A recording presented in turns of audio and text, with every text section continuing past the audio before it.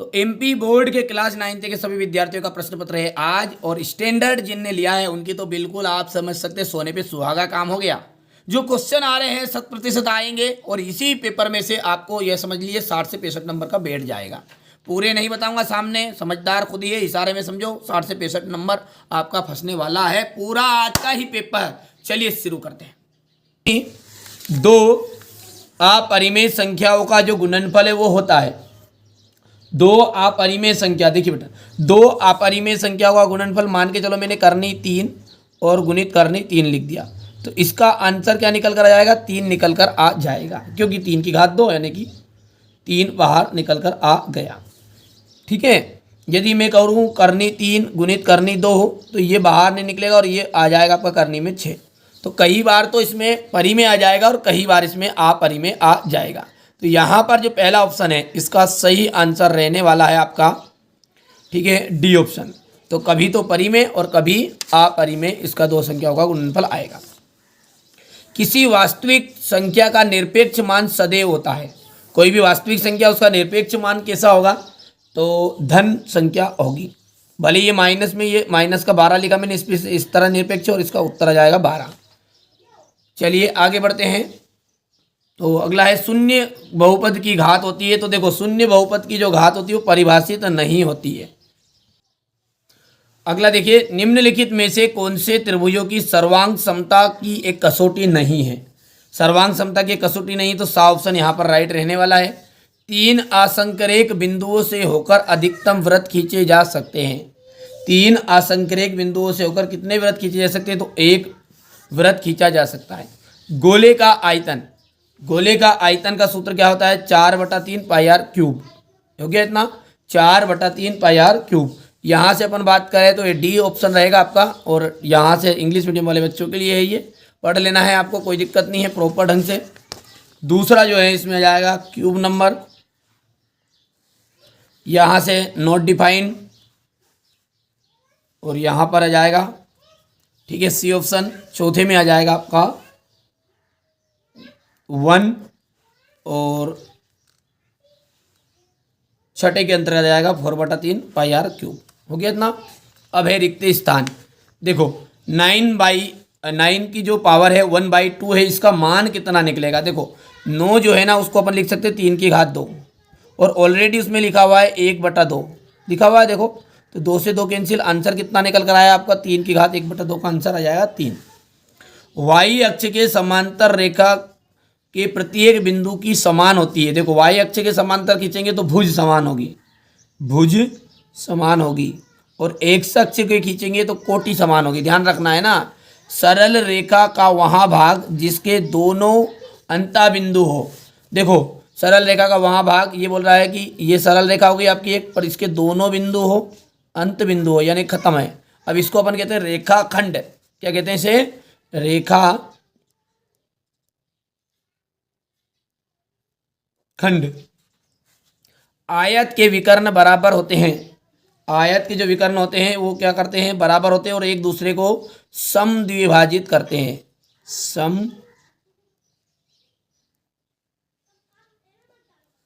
3x cube में x cube का जो गुणांक है, 3x क्यूब में x क्यूब का जो गुणांक है वो गुणांक कितना है? 3 है। बिंदु 7, -6 की कोटि का मान। देखो शुरू वाला जो होता है ना वो होता है भुज, ध्यान रखना आप है ना, ये होता है भुज, और दूसरा जो होता है वो होता है कोटि। अब बताओ पहले वाला क्या है? भुज है, तो 7 तो हो गई भुज, कोटि कितनी हो गई? -6।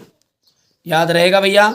चलिए आगे बढ़ते हैं। बढ़िया से आप तो सारी चीज़ें कंप्लीट करना, मैंने आपके लिए हमारे बच्चों के लिए विशेष में सारी चीज़ें पहले से प्रोवाइड करके रखता हूँ। ठीक है, हो गया इतना।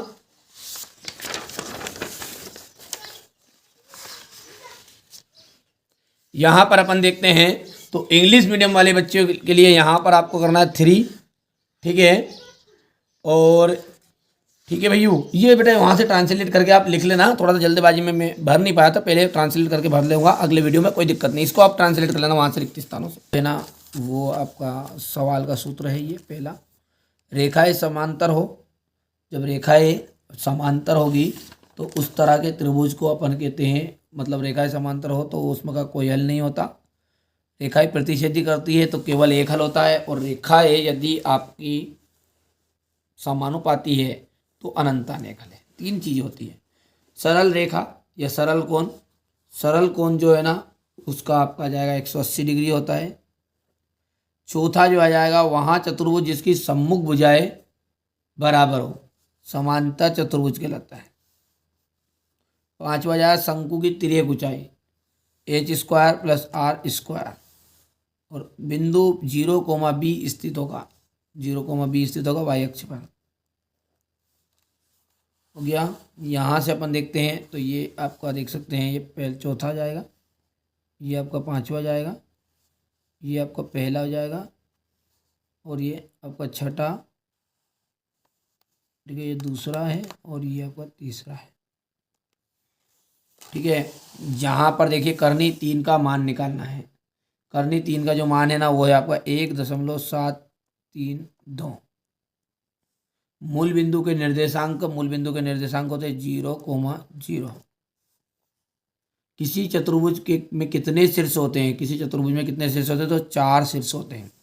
वर्ग 80 से 100 की परास क्या होगी? तो इसकी परास होगी 20। बहुपद है आपका 2 - y² - y³ 2y⁴, तो इसकी घात लिखना है। घात मतलब होता है सबसे ज़्यादा घात, 8 आ जाएगी। 100 घात वाले बहुपद का उदाहरण देना है तो आपको लिख देना है यहाँ पर x की घात 100। कुछ भी लिख सकते हैं यहाँ पर, a की घात 100 भी लिख सकते हैं, b की घात 100, मतलब 100 चढ़ाना है, कुल मिला के बात ही है। यहाँ पर देखते हैं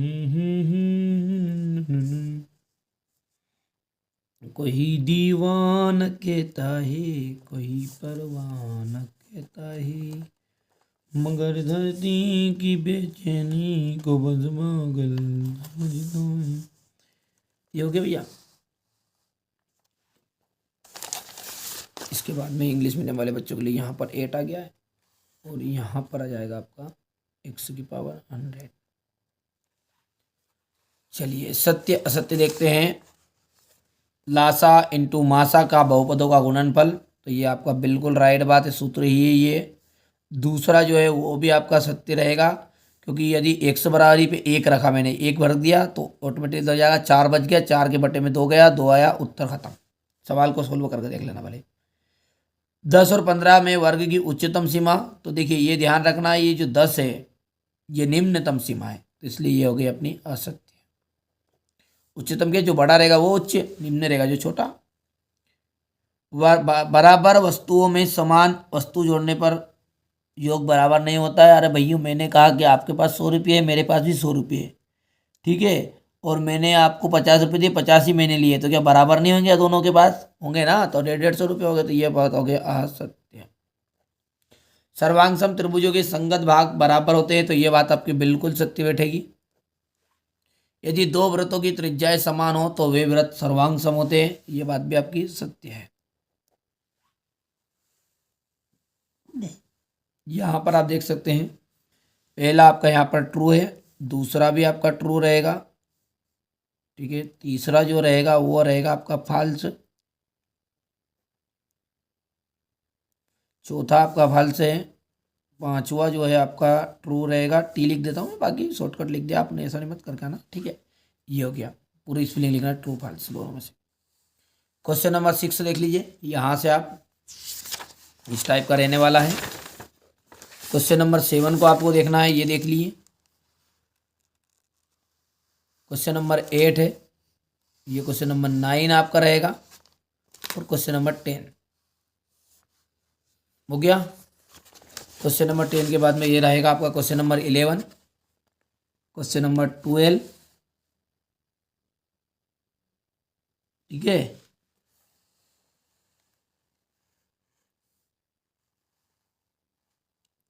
ये हो गया। क्वेश्चन नंबर 13 हो गया, ये आपका क्वेश्चन नंबर 13 के बाद में 14,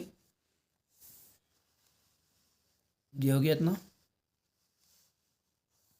ये क्वेश्चन नंबर 15, ये क्वेश्चन नंबर 16 हो गया इतना। इसके बाद में हम बात करते हैं तो क्वेश्चन नंबर आपका ये सिद्ध कीजिए कि आयत में विकर्ण समान होते हैं, ये 17वां 18वां आयत ये कोई 3 गुणधर्म गुण लिखे तो ये आयतन नहीं बेटा आ जाते हैं ना। ये क्वेश्चन नंबर 19।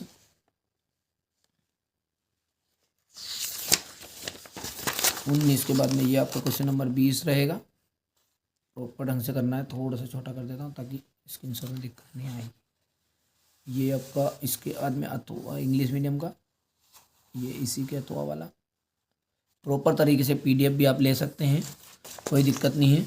बाकी यहाँ पर मैंने आपको बताने की कोशिश तो भी कर भी दी, ऐसा नहीं है। ये रहेगा क्वेश्चन नंबर 21, 22 और ये आपका हो जाएगा, हो गया। चलिए इसके बाद में आपको देखना है ये क्वेश्चन नंबर 23।